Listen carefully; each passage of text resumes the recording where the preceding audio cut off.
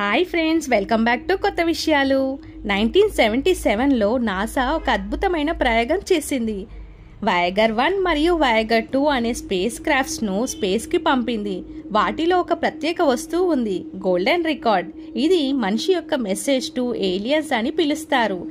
ఈ golden record ఒక ఫోన్గ్రాఫ్ disc, అంటే గ్రామ్ ఫోన్ రికార్డ్ లాంటి ఒక డిస్క్. ఇది గోల్డ్ ప్లేటర్ కాపర్తో తయారు చేశారు. ఇందులో 115 మెసేజెస్ ఉన్నాయి. భూమి, మనిషి శరీర నిర్మాణం, ప్రకృతి దృశ్యాలు, యానిమల్స్ మొదలైనవి ఉన్నాయి. 55 భాషల్లో ప్రాణాయం అనే సందేశం రికార్డు కూడా చేశారు. అందులో తెలుగు కూడా ఉంది మరియు 90 నిమిషాల సంగీతం కూడా ఉంది. బ్యాచ్డ్ క్లాసికల్ నుంచి చెక్ బెర్రీ రాక్ మ్యూజిక్ వరకు, అలాగే భారతీయ సంగీతం కూడా ఉంది.